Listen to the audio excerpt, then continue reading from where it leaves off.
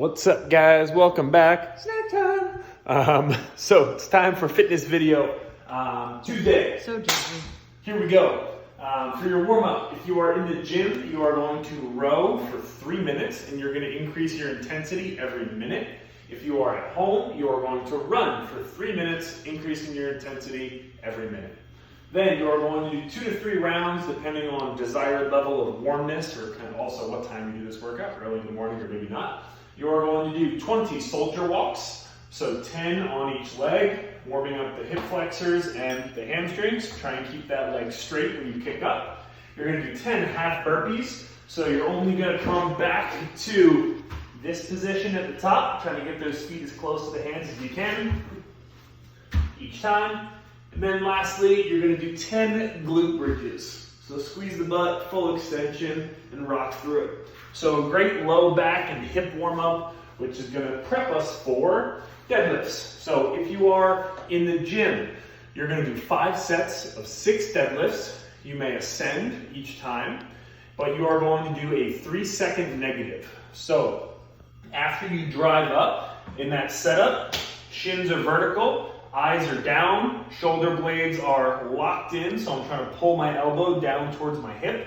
I'm going to stand, squeeze to the top, and then count out 1 1,000, 2 1,000, 3 1,000, touch, right back up. So you don't have to stop on the floor, but I want that descent very slow, very controlled, focusing on positions. If you are at home, you are going to do 6 contralateral deadlifts each side with a very slow descent. So contralateral just means that I'm going to hold the weight in that opposing hand. So left leg, right hand holds the weight. Same thing, I'm going to hinge here, allowing the chest to come down, knees bent slightly for balance, and I'm going to count out about 3,000, touch, stand back up, 1 1,000, 2 1,000, 3 1,000, stand up. Notice when you're coming down to the ground, you want to be sending the hip back, feeling that hamstring load. So what I don't want you to feel is like you're doing a squat and the knee is coming forward and the weight's being pushed onto the quad here. I want that leg back so that I'm really feeling, again, the back of my leg load and engage as I'm coming down to the ground.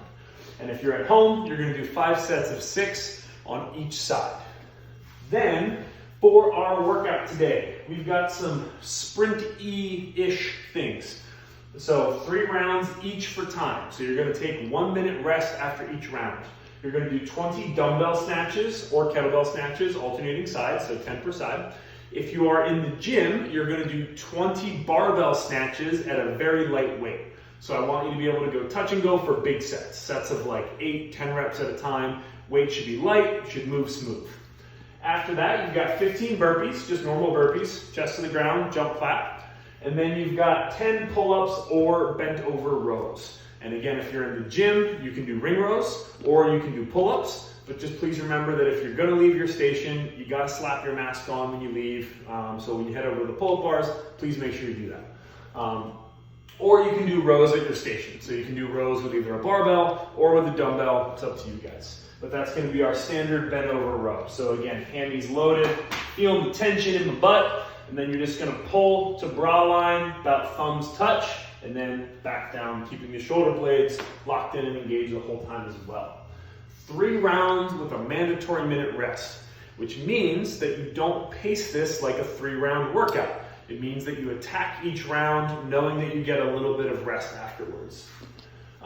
So that's about it for the workout format. Last thing to keep in mind for your snatches, again, whenever I get set up for a snatch, it's an athletic, dynamic movement. So I want to have a fixed focal point out in front of me. So when I get set up, I want to be looking out in front at a point on the horizon, which is going to hopefully naturally bring my hips down a little and my chest up a little. So if I'm looking at the ground, I'm here. If I'm looking up in front of me, my hips drop a little, chest comes up, and then from there I can keep my this angle the same as I stand, and then jump, drive overhead. So again, leg exercise, hip exercise, not low back exercise.